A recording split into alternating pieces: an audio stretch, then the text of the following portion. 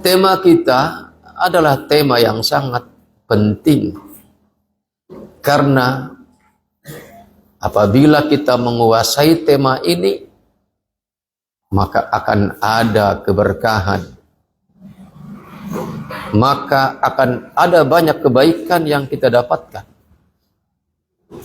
Yaitu tema kita membahas tentang kedudukan orang lansia di mata Islam.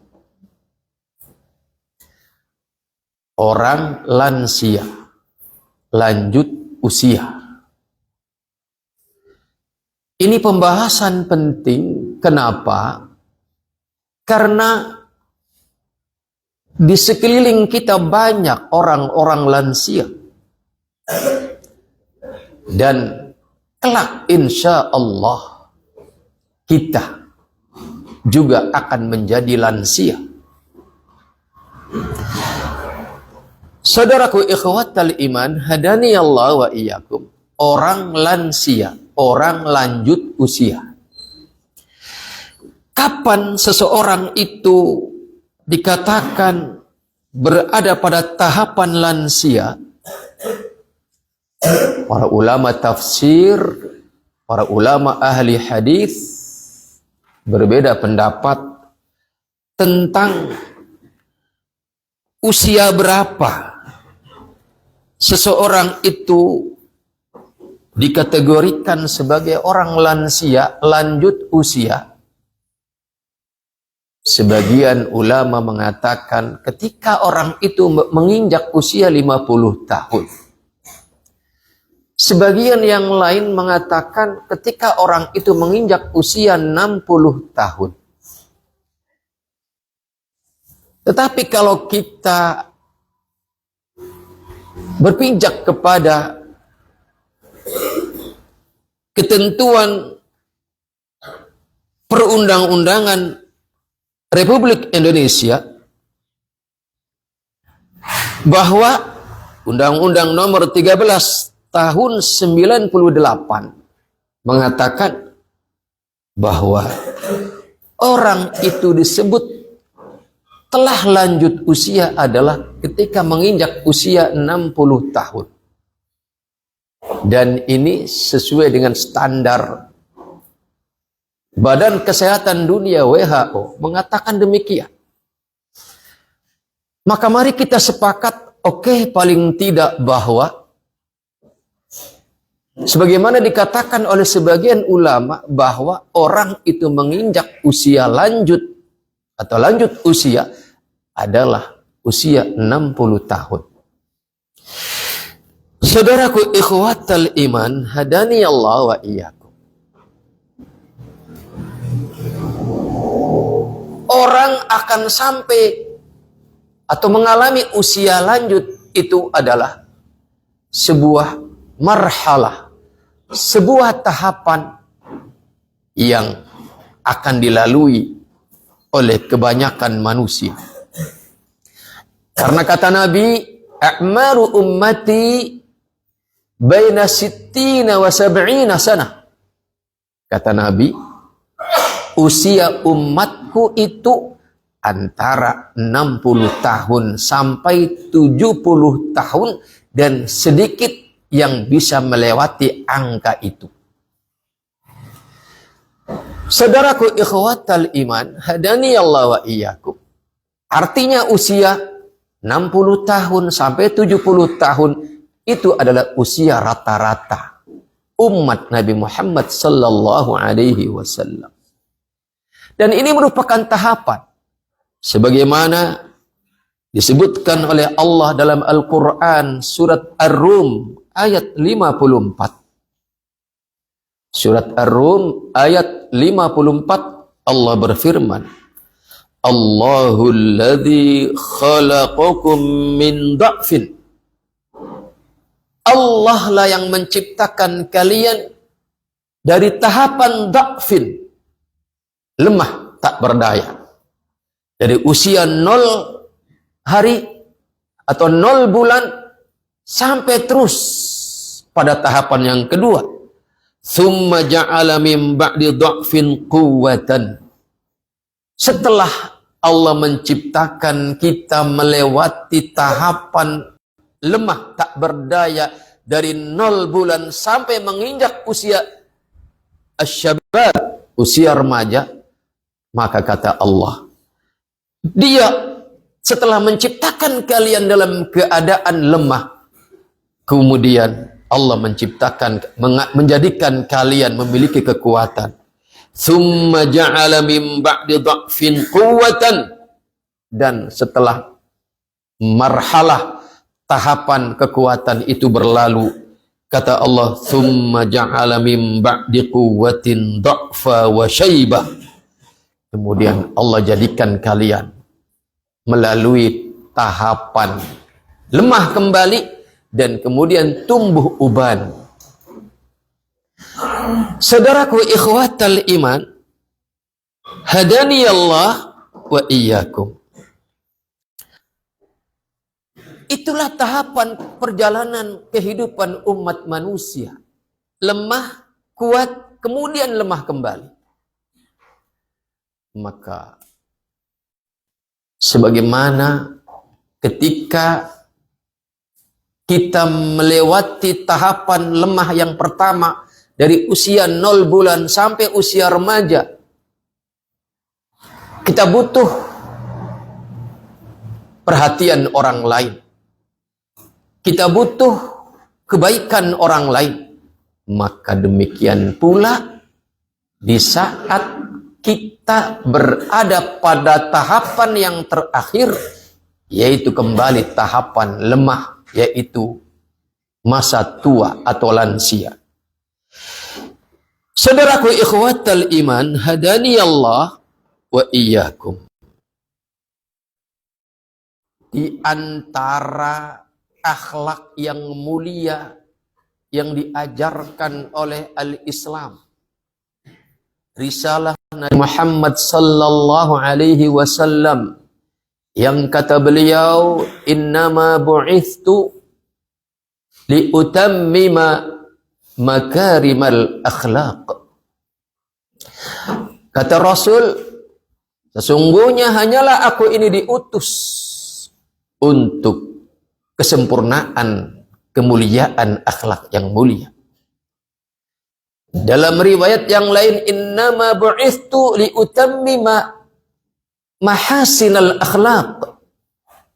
Sesungguhnya hanyalah aku ini diutus untuk menyempurnakan baiknya akhlak. Artinya saudaraku ikhwatal iman,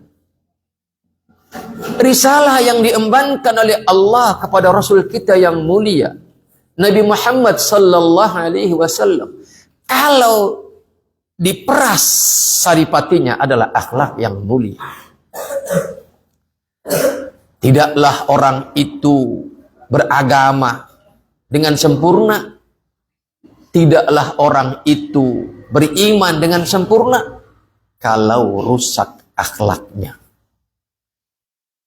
Maka demikian pula bagaimana interaksi kita dengan orang-orang lansia di sekeliling kita.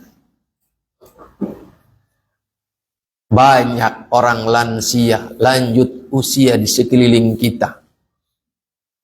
Apakah di tempat kerja, apakah di masjid saat kita berjamaah, ataukah di organisasi, komunitas dan segala macam interaksi sosial. Di tetangga depan kita, tetangga belakang kita, samping kanan kiri kita, ada orang lansia.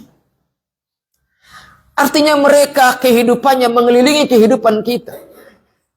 Maka mustahil kalau Allah tidak mengatur bagaimana hubungan akhlak baik kita dengan mereka.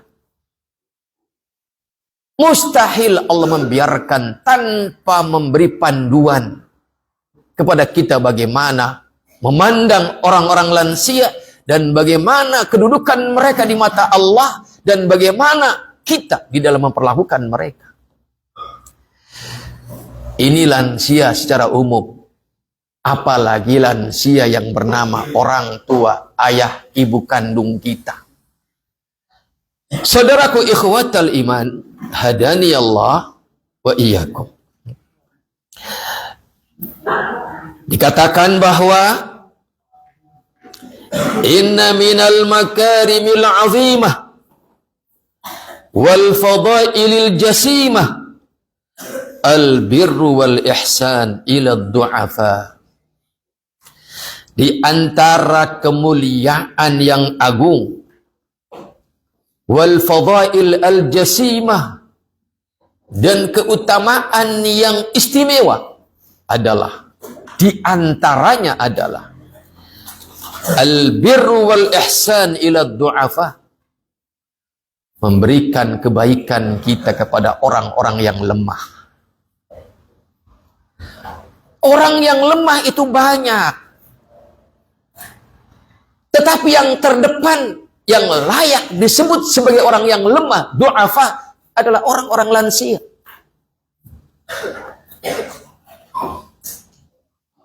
Orang du'afa karena ekonominya, iya, itu du'afa. Tetapi kalau belum lansia, dia tidak begitu du'afa. Tetapi kalau orang sudah lansia, jangankan lemah di bidang ekonomi, seandainya pun dia kaya raya, tetap dia adalah orang yang dhaif, orang yang du'afa. Maka saudaraku ikhwatal iman, hadani Allah wa iyyakum, sudahkah kita memiliki ilmu bagaimana berinteraksi dengan orang-orang lansia di sekeliling kita? Kalian wahai anak-anakku para santri, di sekolah sini ada guru-guru kalian, dan sebagian guru kalian mungkin sudah lansia. Kalian wahai sahabat-sahabatku para pengajar Ma'had Nasirus Sunnah, saya lihat antum hadir hari ini. Maka teman-teman kalian sejawat adalah guru-guru yang mengajarkan kebaikan, dan sebagian mereka sudah lansia. Maka hati-hati berinteraksi dengan orang lain yang bernama guru, apalagi dia adalah lansia. Hati-hati dengan lisanmu, hati-hati dengan perlakuanmu, hati-hati dengan caramu mengerlingkan mata terhadap orang lain, apalagi dia adalah lansia.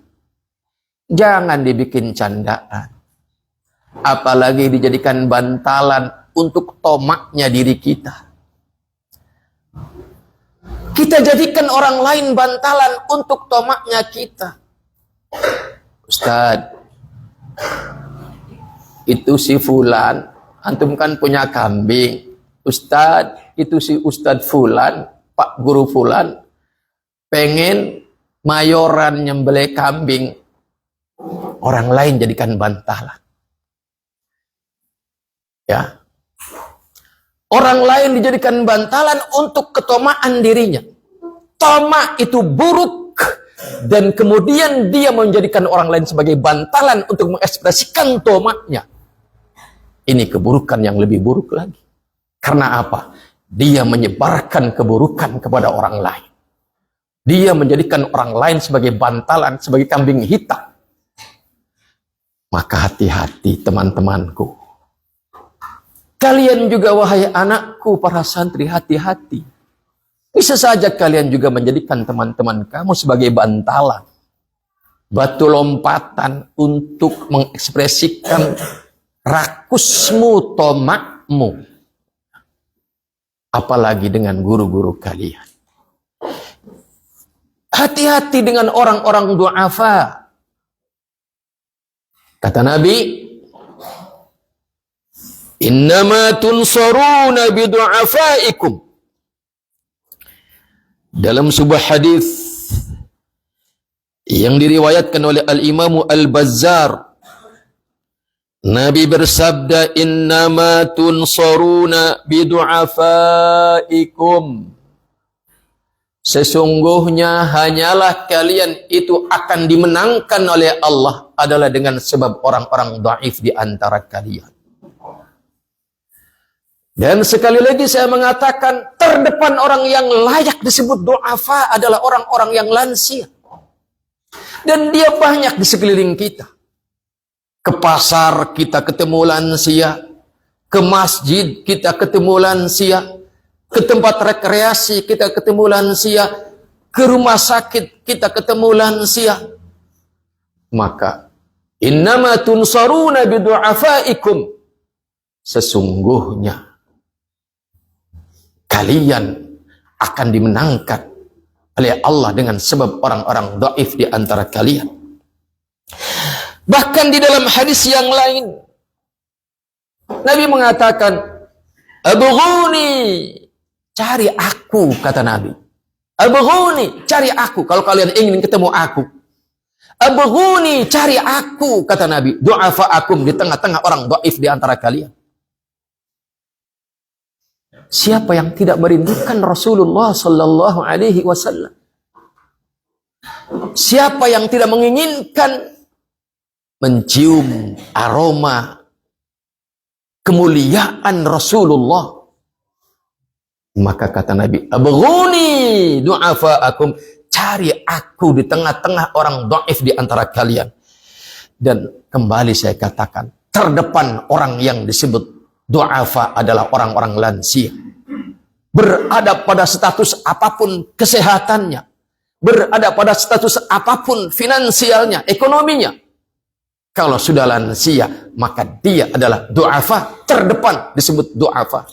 Kata Nabi, abghuni du'afa'akum, cari aku, kata Nabi, di tengah-tengah orang-orang dhaif di antara kalian.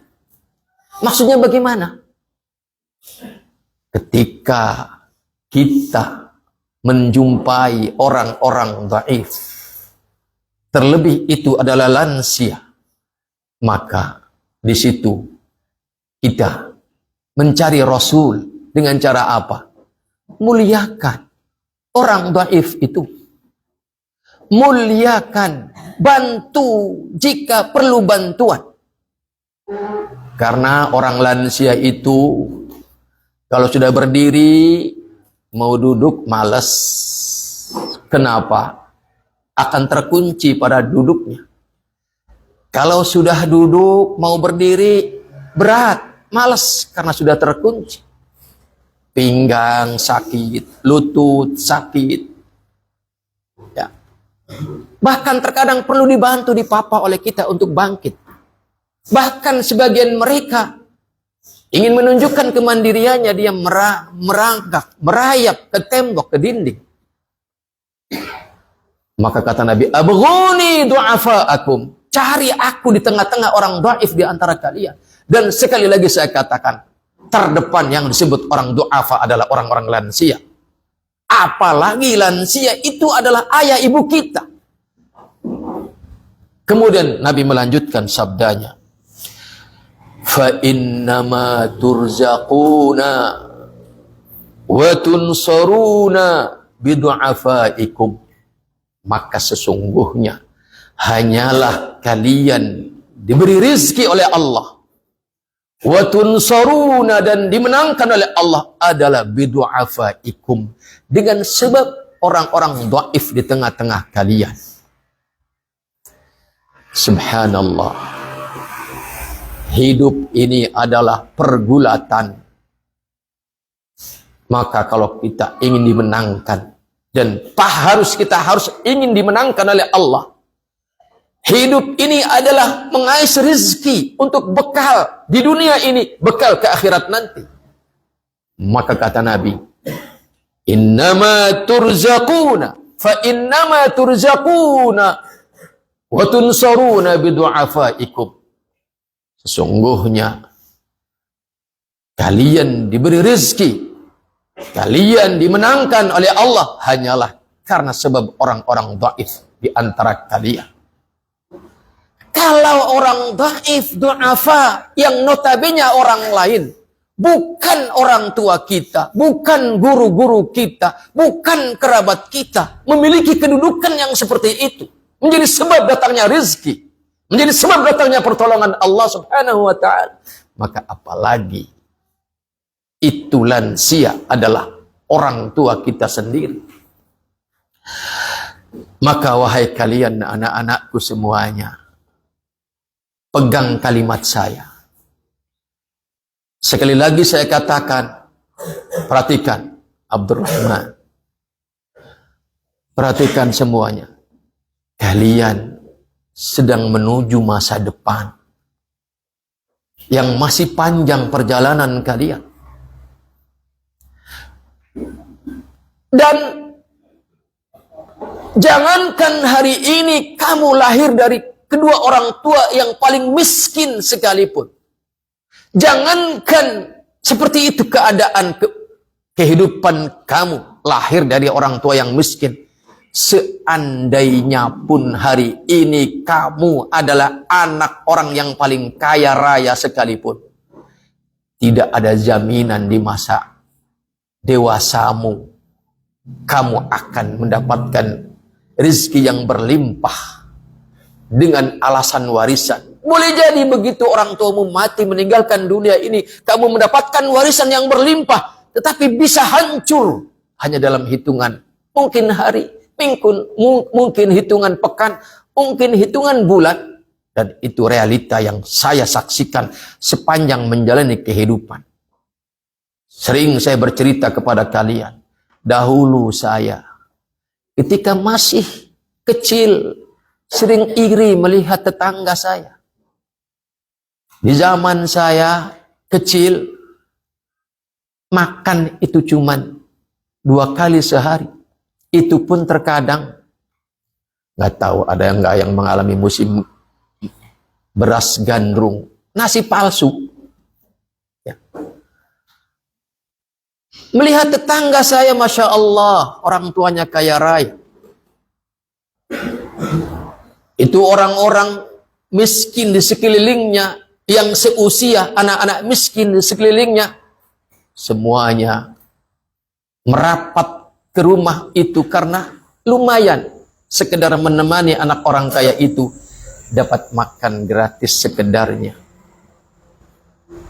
Tapi hari ini masih hidup orang miskin semiskin-miskinnya. Ya. Na'udzubillahi min dzalik.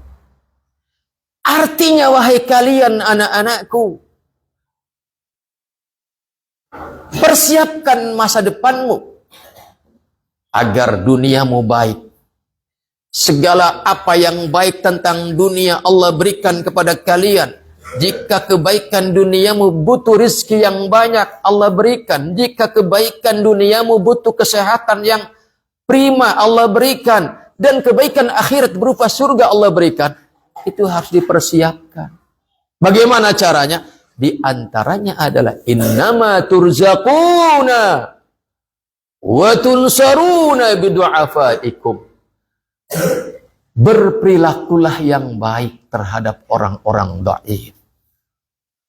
Maka saya katakan, nih pegang kalimat saya, nih pegang, wahai para santri, pegang kalimat saya. Nanti selesai dari pondok Nasirus Sunnah, kalian melanjutkan ke jenjang berikutnya, mungkin sampai kuliah, bahkan mungkin sampai dia dapat beasiswa kuliah ke luar negeri. Maka setelah selesai kuliah, jangan buru-buru lamar sana lamar sini. Stop dulu. Kamu merapat kepada orang tua kalian, bantu dia sampai dikira cukup. Maka itu adalah bekal untuk menembus semua lowongan-lowongan yang akan menguntungkan kalian dunia dan akhirat. Jangan langsung daftar sana, daftar sini, ngelamar sana, ngelamar sini. Merapatlah dahulu kepada orang tuamu. Karena orang tuamu dikala kamu nanti sudah selesai kuliah, pasti dia du'afa, pasti dia lemah. Agar itu menjadi batu lompatan yang bisa menembus apa yang kamu inginkan dari kebaikan dunia dan akhirat. Karena kata Nabi, fa innama turzaquna wa tunsuruna bidu'afaikum. Dan di sini kalian ada guru-guru kalian yang du'afa. Maka hormati dia, bantu dia. Jangan kau sakiti hatinya, jangan kau sakiti fisiknya. Jangan kau langgar aturannya. Maka turzaqun wa tunsurun. Kalian kelak akan diberi rezeki. Kalian kelak akan dibela oleh Allah Subhanahu wa ta'ala. Saudaraku, ikhwatal iman, hadani Allah wa iyyakum. Kenapa kita harus memperlakukan orang-orang du'afa dengan baik?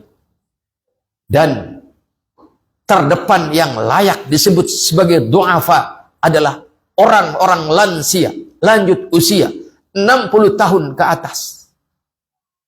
Kenapa demikian istimewanya? Karena memang mereka memiliki keistimewaan di mata Allah Subhanahu wa ta'ala.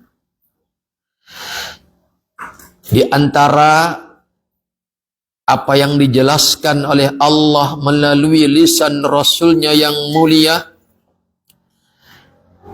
dari Anas radhiyallahu anhu, beliau berkata, Inna Rasulullah sallallahu alaihi wasallam qala.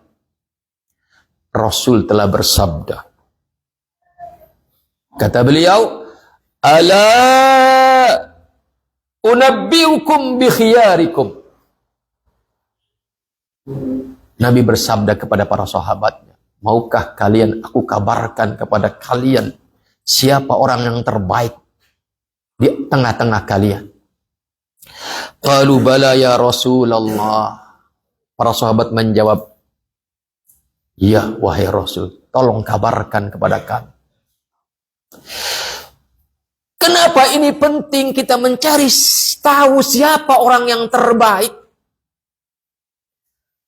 Agar kita tahu orang yang terbaik itu ada di tengah-tengah kita dan kita tidak salah memperlakukannya. Dan kita bisa mengambil kebaikan dari dia. Siapakah yang terbaik itu? Yaitu, kata Nabi, khiyarukum atwalukum a'mara idza saddadu. Sebaik-baik kalian adalah orang yang paling panjang usianya dan langkahnya adalah langkah yang tepat.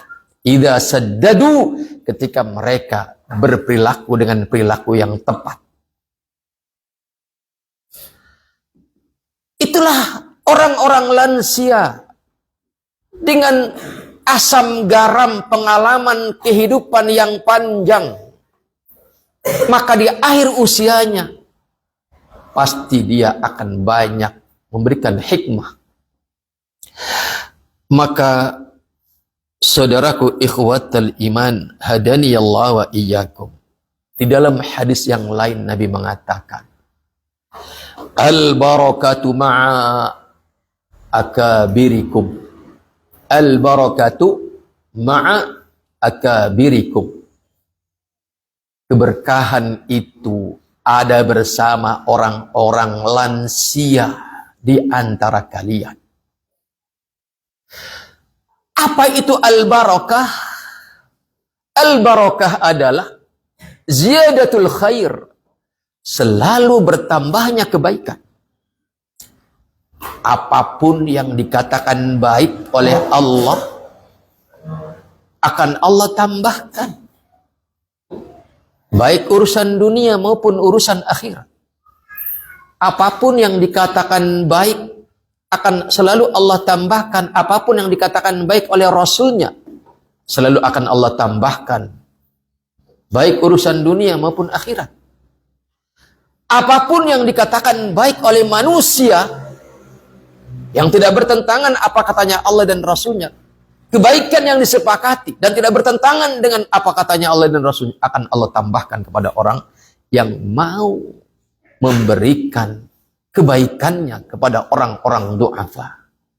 Al-barakatu ma'a akabirikum. Keberkahan ada bersama orang-orang lansia kalian.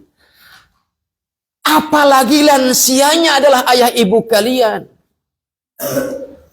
Maka kalau hari ini kalian sedang menjadi santri, agar kesantrianmu mendatangkan keberkahan bagimu. Kalau hari ini kamu sebagai pengusaha, agar kepengusahaanmu itu mendatangkan keberkahan, maka cari keberkahan itu dengan apa? Memberikan kebaikan kita kepada orang-orang lansia. Apalagi lansia itu adalah ayah ibu kita. Saudaraku semuanya, hadani Allah wa iyyakum, bahwa di dalam Al-Quran surat Ar-Rahman ayat 60. Sebelum saya bacakan ayat ini, maka saya berkata, merujuk kepada apa yang ditulis oleh para ulama. فَإِذَا احْتَرَمْنَا الْكَبِيرَ وَرَعَيْنَا حُقُوقَهُ. Saat kita konsisten memuliakan orang lansia, وَرَعَيْنَا حُقُوقَهُ, dan kita memberikan hak-hak lansia. Apa hak lansia? Di antara pertanda kemuliaan akhlak seorang pemuda adalah, kata Nabi, yusallimus saghiru 'alal kabir. Hendaknya kalian mendahului Rendra. Perhatikan. Kata Nabi, hendaknya pemuda mendahului mengucapkan salam kepada orang-orang yang lansia, lanjut usia. Maka Nabi dalam hadis yang lain mengatakan, laisa minna man lam ya'rif huquqa kabirina. Dalam riwayat yang lain, laisa minna man lam yuwaqqir kabirana. Bukan bagian daripada umatku siapa yang tidak menghormati orang-orang lansia di tengah-tengah kita. Taruhannya keumatan kita sebagai umat Nabi Muhammad kah ataukah tidak diakui, itu taruhannya. Taruhannya adalah bagaimana pertolongan Allah limpahkan kepada kita. Taruhannya adalah seberapa rizki yang Allah limpahkan kepada kita. Taruhannya itu luar biasa. Maka jangan main-main dengan orang lansia. Walaupun kamu merasa akrab, jangan kau perlakukan para lansia dengan perlakuan seperti seumur atau sebaya. Laknat Allah akan menimpa kamu. Kamu akan dihinakan. Kenapa? Dalam Al-Quran surat Ar-Rahman ayat 60, Allah berfirman, hal jazaa'ul ihsani illal ihsan. Bukankah kebaikan itu adalah balasannya adalah kebaikan pula? Ketika kita berbuat baik kepada lansia, maka akan Allah balas dengan kebaikan.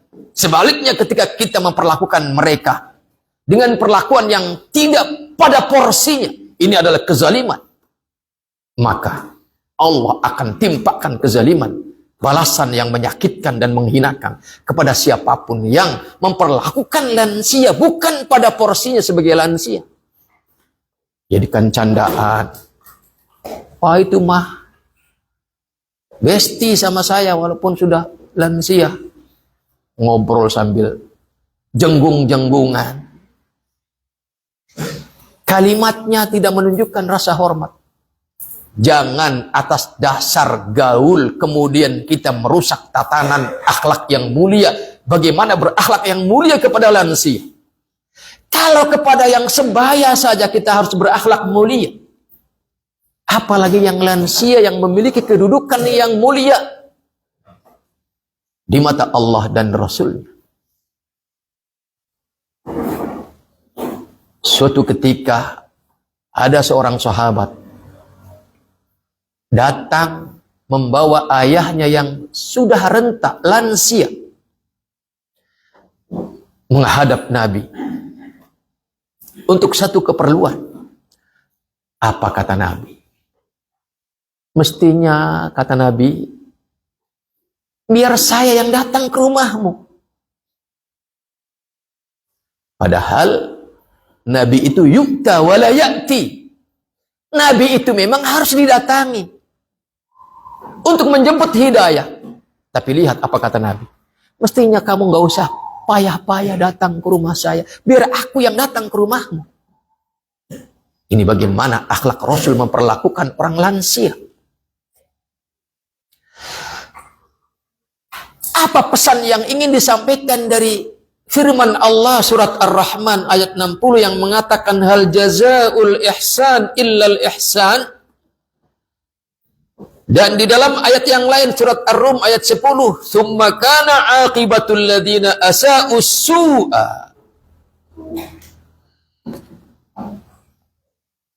Kata Allah dalam surat Ar-Rum, pungkasan, ending, akhiran orang yang berbuat buruk adalah keburukan yang dia dapatkan.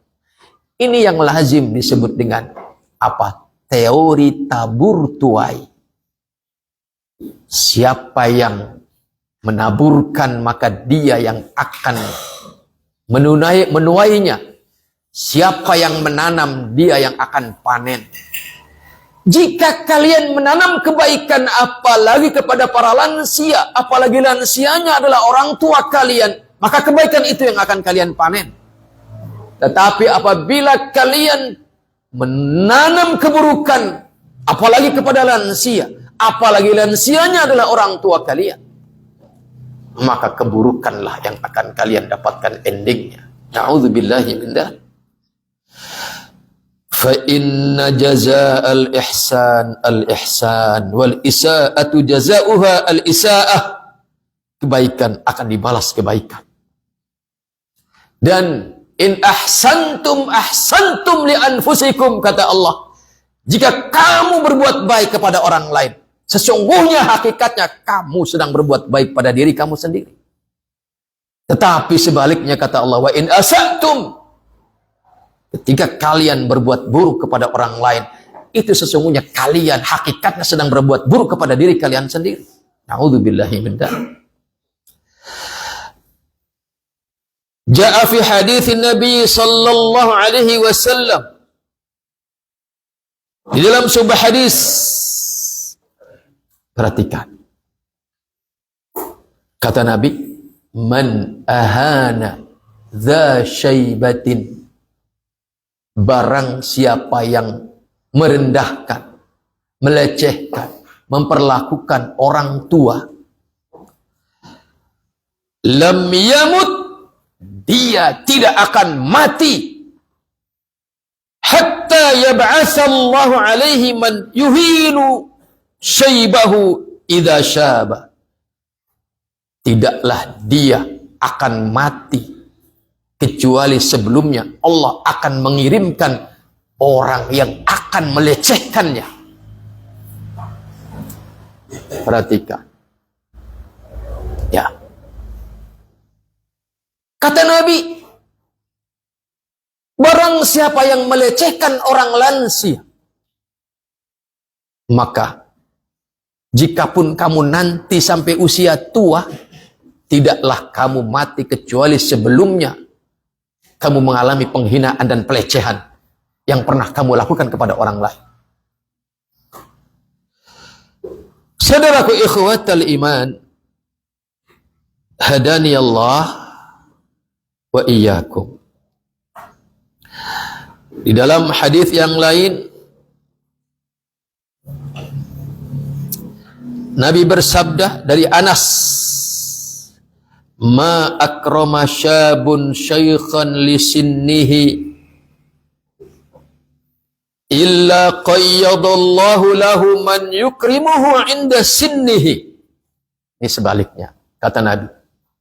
Sebagaimana yang diriwayatkan oleh Anas bin Malik radhiyallahu anhu secara marfu'. Beliau mengatakan, tidaklah seorang pemuda memuliakan seorang yang lansia. Lihat, syaikhan, lansia. Tidaklah seorang pemuda memuliakan seorang lansia karena usianya. Bukan karena dia ulama, bukan karena ustadz, bukan karena dia orang tua kita yang berjasa melahirkan kita. Bukan siapa-siapa dia, bukan pejabat, bukan ulama, bukan kiai, bukan ustadz, bukan guru kita. Semata karena umurnya telah tua. Kemudian kita muliakan. Artinya, sebelum saya lanjutkan hadis ini, apalagi orang tua itu adalah guru kita, kiai kita, ulama kita, ustadz kita, orang tua kita. Kata Nabi, ma akrama syabun syaikhan li sinnihi, semata karena umurnya. Tidaklah seorang pemuda memuliakan lansia semata karena umurnya, bukan karena pertimbangan-pertimbangan yang lain. Dia guru saya, dia kiai saya, dia ulama saya, dia orang yang berjasa selama ini terhadap saya. Bukan, tetapi semata karena usianya. Tidaklah seorang pemuda memuliakan seorang lansia semata karena usianya. Illa qayyadallahu lahu man yukrimuhu inda sinnihi. Kecuali Allah akan pastikan kelak ketika dia mengalami usia lanjut, Allah persiapkan orang-orang yang memuliakan dirinya. Subhanallah. Kita semua di masa lansia ingin dimuliakan. Kenapa? Karena kita butuh orang-orang di sekeliling kita. Mau ngangkat ini nggak kuat, ada orang yang membantu. Berarti dia memuliakan kelansiaan kita. Mau naik, ngambil ini, ngambil itu, nggak bisa. Ada orang lain yang membantu. Itu artinya kita dimuliakan oleh pemuda-pemuda di sekeliling kita. Maka kata Nabi, tidaklah seorang pemuda memuliakan lansia li sinnihi semata karena umurnya. Tidaklah pemuda melakukan itu kecuali Allah pastikan kelak ketika dia lansia akan ada orang-orang yang memuliakannya. Saudaraku ikhwatal iman, hadani Allah wa iyyakum. Di sini dikomentari oleh pensyarahnya.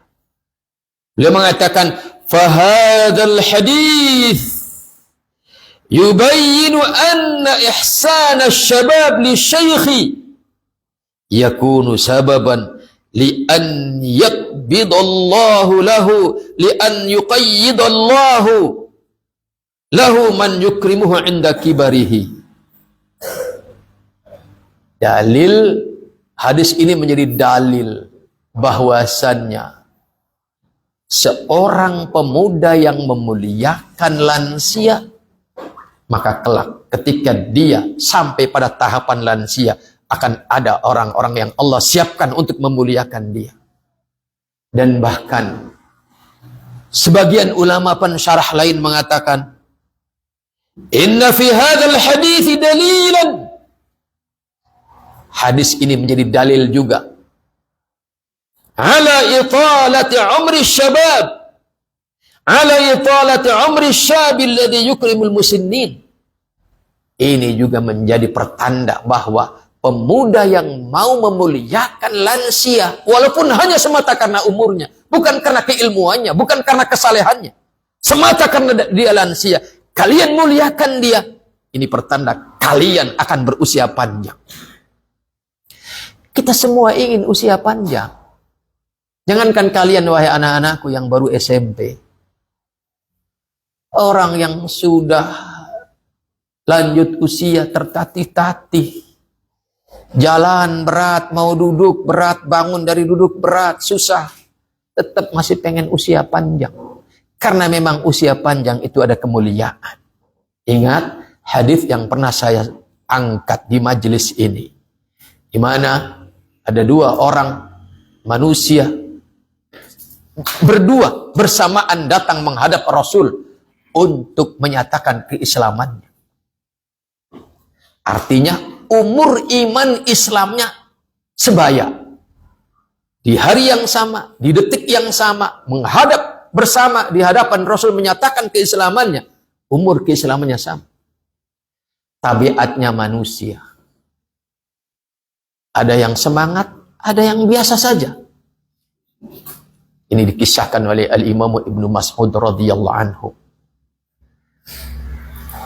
Yang semangat keislamannya gugur di medan perang bersama Rasulullah, syahid. Sementara kawannya yang biasa-biasa saja masih hidup 1 tahun kemudian. Setelah berlalu 1 tahun kemudian, dia wafat bukan di medan perang, tapi di atas tempat tidurnya. Berarti usia keislamannya dia lebih panjang berapa tahun? 1 tahun. Kata Al-Imam Ibnu Mas'ud radhiyallahu anhu, sepeninggal orang yang kedua ini, Allah perlihatkan saya dan kedua orang ini di hadapan pintu surga. Saya dan 2 orang ini yang berada di hadapan pintu surga. Diperlihatkan oleh Allah dalam tidur saya. Dan ini mimpi. Tapi mimpinya para sahabat itu bukan sembarang mimpi. Walaupun bukan dalil. Sebatas mimpi. Kalau bukan mimpinya Rasul. Kalau sebatas mimpi sebagai mimpi, itu bukan dalil. Tapi ini bisa jadi dalil karena nanti ada apa? Komentar Rasul sallallahu alaihi wasallam. Maka yang jadi dalil adalah komentarnya Rasulullah. Al-Imam Ibnu Mas'ud radhiyallahu anhu mengatakan, sepeninggal orang yang kedua ini, Allah perlihatkan dalam mimpiku, saya bersama 2 orang itu berada di hadapan pintu surga. Kemudian sesaat muncul penjaga surga itu. Dan ternyata mempersilahkan orang yang mati belakangan itu yang biasa-biasa saja, yang matinya di atas tempat tidurnya, bukan di medan perang sabil, dipersilahkan masuk surga lebih dahulu. Setelah menunggu sekian saat, muncul lagi dan baru mempersilahkan yang gugur di medan perang sabil itu masuk kedua. Setelah selesai beberapa saat, dia muncul lagi dan dia mengatakan kepada saya, pergi kamu, bukan saatnya kamu. Kemudian saya terbangun. Kata Al-Imam Ibnu Mas'ud radhiyallahu anhu. Maka ini pun menjadi perbincangan. Dia bincangkan dengan sahabat-sahabat yang lain. Menjadi viral. Kenapa? Kok yang matinya bukan di medan perang sabil, matinya di atas tempat tidurnya, masuk surga lebih dahulu ketimbang orang yang gugur di medan perang sabil itu? Tidaklah seseorang itu didahulukan masuk surga di atas orang lain, lebih dahulu dari orang lain, kecuali itu artinya dia orang yang lebih mulia daripada orang lain yang belakangan masuk surganya. Menjadi perbincangan hangat sesama para sahabat, sampai perbincangan ini datang kepada Rasulullah, sampai ke telinga Rasul yang mulia. Kata Nabi, apa yang kalian takjubkan? Bukankah dia lebih panjang usianya dari 1 tahun usia keislamannya daripada kawannya? Betul wahai Rasulullah. Bukankah dia mendapati Ramadan 1 Ramadan lagi melebihi yang didapati oleh sahabatnya yang syahid itu? Betul wahai Rasulullah.